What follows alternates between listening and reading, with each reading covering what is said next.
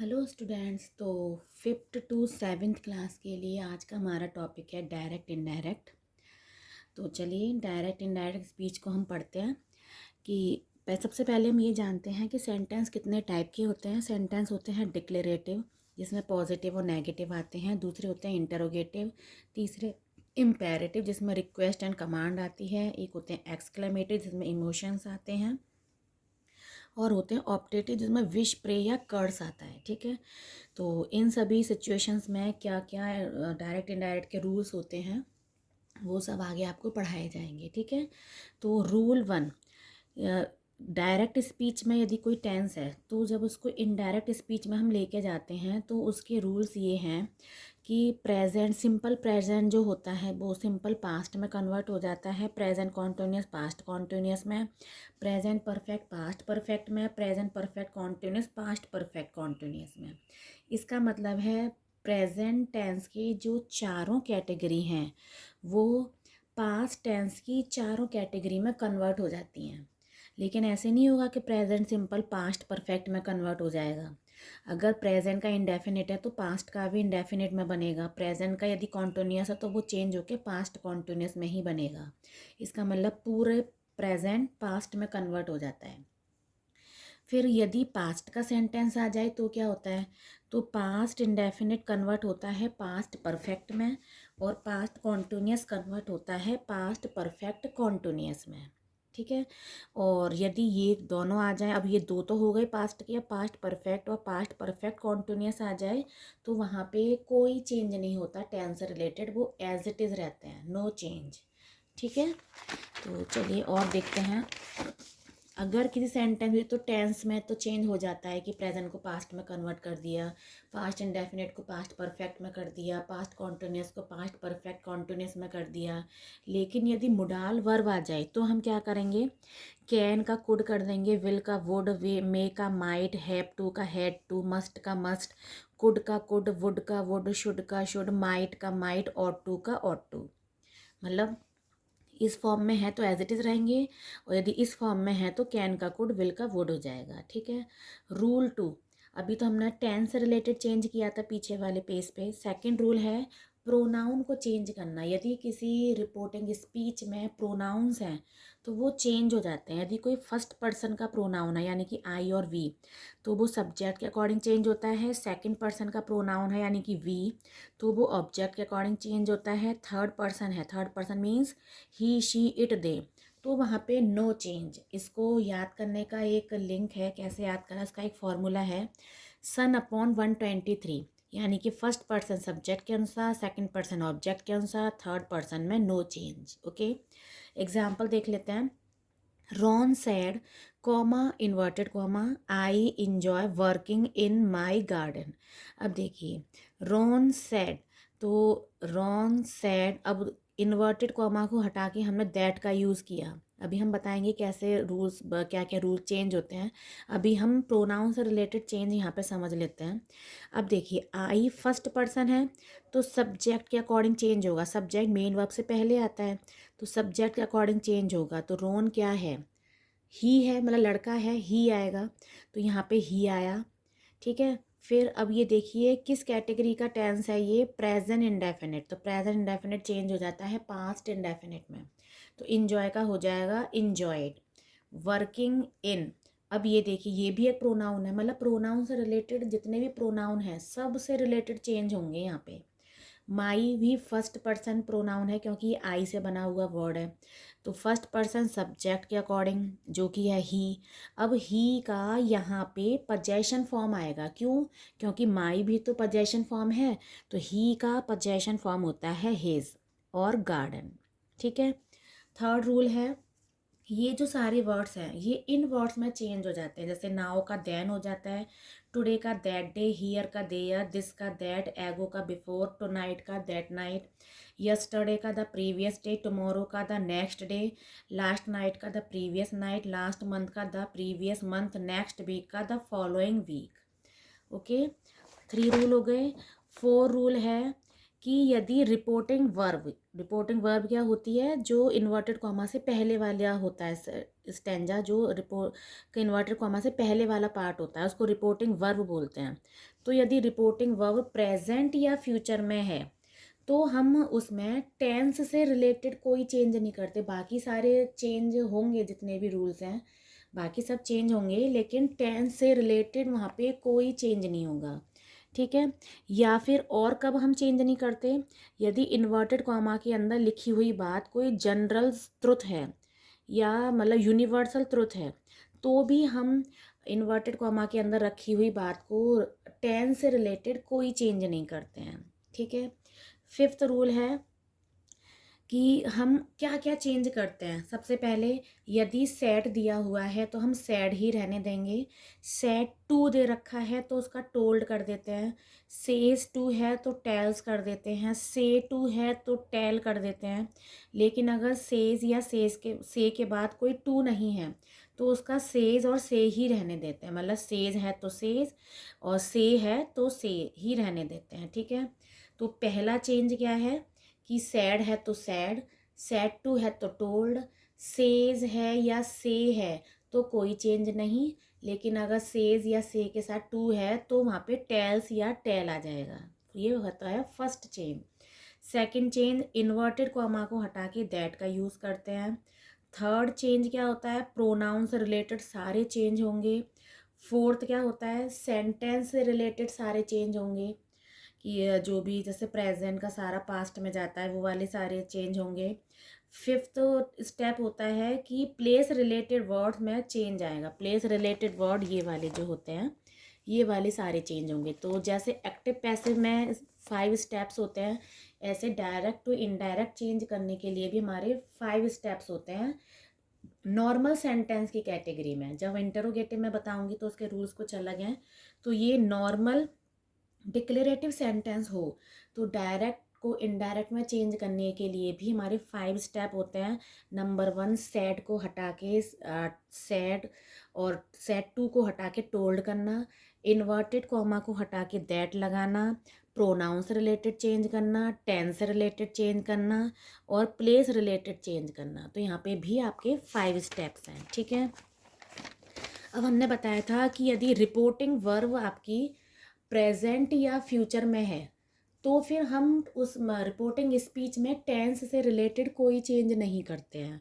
इसका क्या मतलब है, देखिए ही सेज, अब देखिए ये प्रेजेंट है ना, तो यहाँ पे बाकी सारे चेंज होंगे जो 5 स्टेप्स हैं, लेकिन टेंस रिलेटेड चेंज नहीं होगा। जैसे ही सेज, अब इन्वर्टेड कॉम सेज का सेज ही रहेगा कि टू नहीं लगा हुआ है, तो सेज का सेज पहला चेंज। दूसरा चेंज इन्वर्टेड कॉमा को हटा के दैट लगाया। थर्ड चेंज प्रोनाउन से रिलेटेड, आई है फर्स्ट पर्सन प्रोनाउन तो सब्जेक्ट के अकॉर्डिंग ही आ गया। ठीक है। अब फोर्थ चेंज क्या होता है, टेंस से रिलेटेड, लेकिन क्योंकि यहाँ पे ये प्रेजेंट का है तो यहाँ पे टेंस से रिलेटेड देखिए कोई चेंज नहीं हुआ, विल का विल ही रहा। ठीक है। और फिफ्थ चेंज क्या होता है, प्लेस से रिलेटेड, लेकिन यहाँ पे तो कुछ ऐसे वर्ड्स हैं नहीं जिनका नाउ होता तो देन कर देते, तो यहाँ पे 4 चेंज होंगे। ठीक है।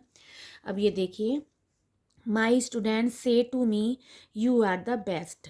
माई स्टूडेंट, अब ये सेट के बाद टू आ रहा है, टू आ रहा है तो हम टेल लगाएंगे, टेल मी, फिर इन्वर्टेड कॉमा को हटा के दैट लगाया। ठीक है।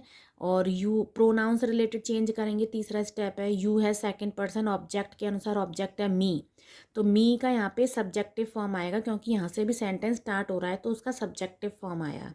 अब देखिए यहाँ हमारा फोर्थ चेंज क्या होता है, टेंस रिलेटेड, क्योंकि यहाँ पे ये प्रेजेंट का टेंस है तो यहाँ पे टेंस से रिलेटेड कोई चेंज नहीं होगा, एम का एम ही रहेगा। ठीक है।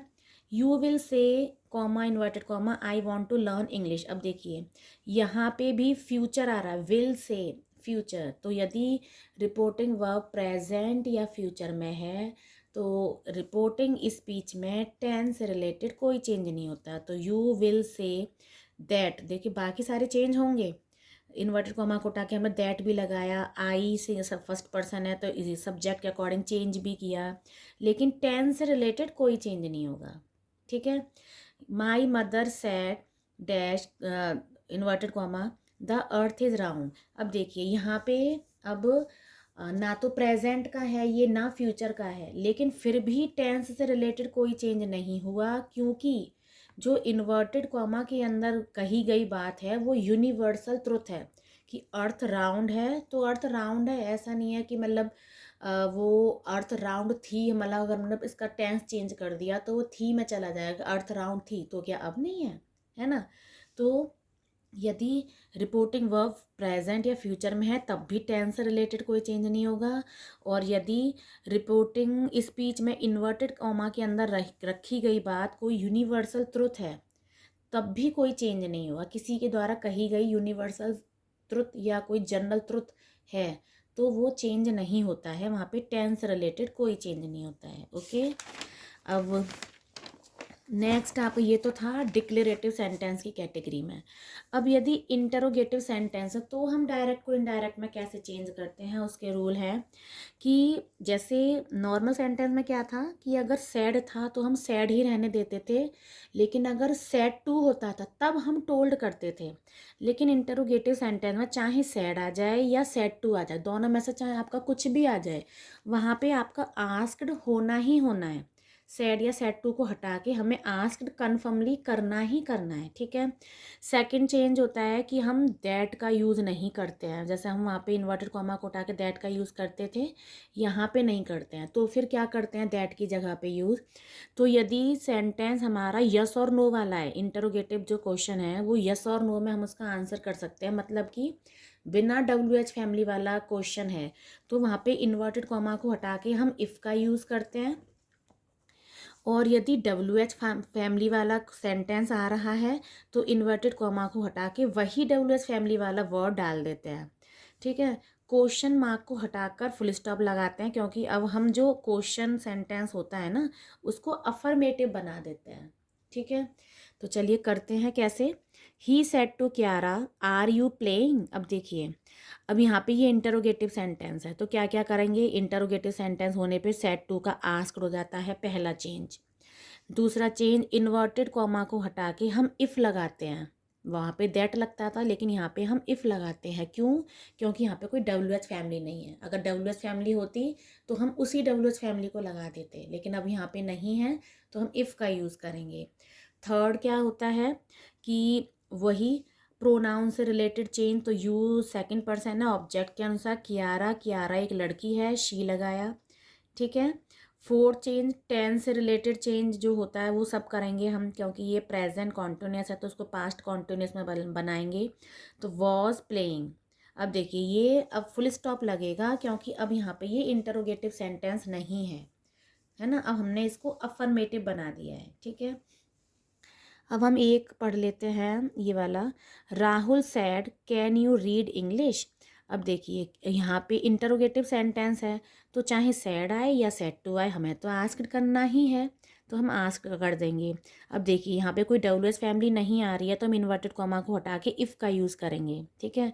फिर दो चेंज हो गए हमारे। थर्ड चेंज प्रोनाउन से रिलेटेड होता है तो यू सेकंड पर्सन है, ऑब्जेक्ट के अनुसार यहाँ पे ऑब्जेक्ट नहीं है। तो यदि कभी कोई ऑब्जेक्ट ना हो ना तो हम मान लेते हैं मी कोई ऑब्जेक्ट है, मी, तो मी का सब्जेक्टिव फॉर्म क्या बनेगा, आई, ठीक है। और फिर तीन चेंज हो गए। चौथा चेंज टेंस से रिलेटेड, कैन का हो गया कुड, ठीक है। फोर्थ चेंज हो गए। फिफ्थ चेंज, यदि प्लेस रिलेटेड वर्ड है, लेकिन यहाँ पे कोई प्लेस रिलेटेड वर्ड है नहीं, रीड और इंग्लिश, ठीक है। चलिए अब कर लेते हैं एक WH फैमिली वाला। The teacher sad comma inverted comma what is the matter. अब देखिए सैड की जगह आप आस्क्ड भी लगा सकते हैं, सैड की जगह आस्क्ड आएगा, द टीचर आस्क्ड। अब देखिए पहला चेंज तो हो गया आस्क्ड। अब वो इन्वर्टेड कॉमा को हटा के हम इफ़ नहीं लगाएंगे यहाँ पे, क्योंकि यहाँ पे एक WH फैमिली बैठी हुई है। तो इन्वर्टेड कॉमा को हटा के हमने WH फैमिली को फिट कर दिया यहाँ पे। अब इफ़ नहीं लगेगा, वॉट ही लगेगा, ठीक है। तो अब यहाँ पे दो चेंज हो गए। थर्ड चेंज क्या था, सबसे पहले सब्जेक्ट को मतलब लेके आओ, तो यहाँ पे द मैटर आपका सब्जेक्ट है तो द मैटर ही आ जाएगा, क्योंकि प्रोनाउन तो है नहीं कि हम इसको चेंज करेंगे, तो द मैटर आ गया। फिर किस कैटेगरी का टेंस है, टेंस से रिलेटेड चेंज करेंगे तो ये प्रेजेंट है तो उसको पास्ट में कन्वर्ट कर दिया, was, what the matter was, ठीक है। तो अब यहाँ पे फुल स्टॉप लगेगा। अब इसको क्योंकि हमने अफर्मेटिव बनाना है, अभी ऐसा नहीं है कि ये इंटरोगेटिव है तो हमें इसे इंटरोगेटिव बनाने के लिए हेल्पिंग वर्ब को हम आगे ले आएंगे, नहीं, अब इसको हमें अफर्मेटिव बनाना है, ठीक है। नेक्स्ट, यदि सेंटेंस इम्पेरेटिव हो, इम्पेरेटिव का मतलब उसमें कोई order, command, request, advice, suggestion दी जा रही हो, तो हम क्या करते हैं, सेड हो या सेड टू हो, दोनों की ही जगह या तो ऑर्डर दिया जा रहा है तो ऑर्डर, एडवाइस दी जा रही है तो एडवाइज्ड, रिक्वेस्ट की जा रही है तो रिक्वेस्टेड। दूसरा, इन्वर्टेड कॉमा को हटा के टू का यूज़, और यदि नेगेटिव सेंटेंस है तो नॉट टू का यूज़, ठीक है। फोर्थ, ऑब्जेक्टिव पार्ट जो होता है उसको लिख दीजिए, और प्लीज़ वगैरह वर्ड अगर हैं तो उनको हटा दीजिए, ठीक है। देखते हैं, my mother sad comma inverted comma open the door. अब देखिए ये इम्पेरेटिव है क्योंकि यहाँ पे एक रिक्वेस्ट या ऑर्डर, मान लीजिए इसको ऑर्डर दिया जा रहा है तो ऑर्डर्ड, ठीक है। तो सैड हो या सैड टू हो, हमें तो ऑर्डर या रिक्वेस्टेड करना ही है, तो माई मदर ऑर्डर्ड। अब यहाँ पे मी लगा सकते हो क्योंकि यहाँ पे कोई ऑब्जेक्ट नहीं है, ऑर्डर्ड, या ना आप ना लगाना चाहें तो नहीं लगाइए, ठीक है। तो अब इन्वर्टेड कॉमा को हटा के टू लगाया, अगर ये नेगेटिव होता तो नॉट टू लिखते, लेकिन अब ये पॉजिटिव है तो ओनली टू लगाया, और फिर ऑब्जेक्टिव पार्ट लिख दीजिए, open the door, open the door, ठीक है। My sister sad please shut the door. तो अब क्योंकि यहाँ पे रिक्वेस्ट की जा रही है तो my sister requested me to लगाइए, shut the door, normal. Our teacher said keep quiet, order दिया जा रहा है तो आर टीचर ऑर्डर्ड अस। यहाँ पे ना ऑब्जेक्ट हमें थोड़ा लिखना होता है वरना थोड़ा अजीब हो जाता है। Our teacher ordered to keep quiet, लगा भी सकते हो, आपका मन नहीं है तो मत लगाइए, ठीक है। तो our teacher ordered us to लगाइए, कीप क्वाइट, बहुत ईजी है। सैड और सैड टू की जगह जो भी किया जा रहा है, ऑर्डर, एडवाइस, रिक्वेस्ट, वो लगाइए। इन्वर्टेड कॉमा को हटा के टू या नॉट टू लगाइए, और बाकी का पूरा सेंटेंस एज इट इज़ लिखे रहने दीजिए। टू नॉट वाला देख लेते हैं। She said don't answer the phone, तो शी एडवाइज, उसने एडवाइस दी। अब यहाँ पे नेगेटिव है तो हमने क्या किया, इन्वर्टेड कॉमा को हटा के नॉट टू, वैसे नॉर्मल कंडीशन में टू लगाते हैं, नेगेटिव होता है तो नॉट टू लगाओ, और फिर आंसर द फोन, नॉर्मल, ठीक है स्टूडेंट्स। आई होप आपको समझ में आ रहा है। अब नेक्स्ट एक और टॉपिक है, एक्सक्लेमेटरी सेंटेंस हो तो कैसे बनाते हैं, डायरेक्ट इनडायरेक्ट। इसमें क्या होता है, सैड हो या सैड टू हो, उसकी जगह पे ये वर्ड्स लिखे जाते हैं। अगर हुर्राह दे रखा है एक्सक्लेमेटरी में तो ये वाले वर्ड्स आपको दिए गए होंगे। हुर्रा दिया हुआ है तो एक्सक्लेम्ड विद जॉय, अलास दिया हुआ है तो एक्सक्लेम्ड विद सोरो, ब्रेवो दिया हुआ है तो एक्सक्लेम्ड विद अपलॉज, ओह दिया हुआ है तो एक्सक्लेम्ड विद रिग्रेट, वॉट या हाउ दिया हुआ है तो एक्सक्लेम्ड विद सरप्राइज, है ना। इस टाइप से लगाइए। इन्वर्टेड कॉमा को हटा के दैट का यूज़ कीजिए। इंटरजेक्शन अगर कोई है तो उसको हटा दीजिए। नॉर्मल सेंटेंस में चेंज कीजिए और एक्सक्लेमेटरी को चेंज करके फुल स्टॉप लगाइए, ठीक है। ये देखिए, Rahul said hurray we won the match, ठीक है। तो सैड हो या सैड टू हो, हमें क्या लगाना है, क्योंकि ये खुशी की फीलिंग है तो एक्सक्लेम्ड विद जॉय। फिर इन्वर्टेड कॉमा को हटा के दैट का यूज़ किया। दैट वी है फर्स्ट पर्सन, सब्जेक्ट के अकॉर्डिंग लगेगा, सब्जेक्ट हमारा ही। तो लेकिन ही तो है, लेकिन यहाँ पे ये देखिए वो लोग, केवल राहुल मैच नहीं जीता है ना, वो पूरी टीम जीती है, तो हम यहाँ पे दे लगाएंगे, ठीक है। तो दे, अब ये किस कैटेगरी का टेंस है, पास्ट इंडेफिनिट। पास्ट इंडेफिनिट को पास्ट परफेक्ट में कन्वर्ट करते हैं तो हैड वॉन द मैच, ठीक है। दे इसलिए आया क्योंकि यहाँ अकेले राहुल ने मैच नहीं जीता है बल्कि सभी ने जीता है। वैसे हम वही करते हैं कि फर्स्ट पर्सन के अकॉर्डिंग होता है तो ही लगा दिया, लेकिन यहाँ पे ना देखना पड़ेगा क्योंकि ये केवल उसका मैच नहीं है, बाकी सभी का है, ठीक है। आई होप थोड़ा आप एक दो बार इसको करके देखिए, क्योंकि थोड़ा मैं जानती हूँ बहुत टिपिकल चैप्टर है, स्पेशली फिफ्थ क्लास वालों के लिए, क्योंकि उन्होंने अभी नया नया टॉपिक सीखा है। एक्टिव पैसिव और डायरेक्ट इनडायरेक्ट थोड़े टिपिकल पड़ जाते हैं, और वो भी जब दोनों मिक्स हो जाते हैं ना, बच्चों के माइंड में थोड़ा कन्फ्यूज़न हो जाता है कि एक्टिव पैसिव के रूल्स हैं ये या डायरेक्ट इनडायरेक्ट हैं। तो उसके लिए वही आप रिवाइज़ करिए, जितना रूल्स को आप रिवाइज़ करेंगे आपके माइंड में वो सेट हो जाएंगे, ठीक है। तो अब मेरी ये एक वर्कशीट है, तो आप इसका स्क्रीनशॉट ले लीजिए, तो ताकि आप इसको सॉल्व कर, पहले मेरे रूल्स याद कीजिएगा फिर इसको सॉल्व करिएगा, फिर हम अगली वीडियो में इसको आपको एक्सप्लेन करूँगी, ठीक है। Okay bye, thank you.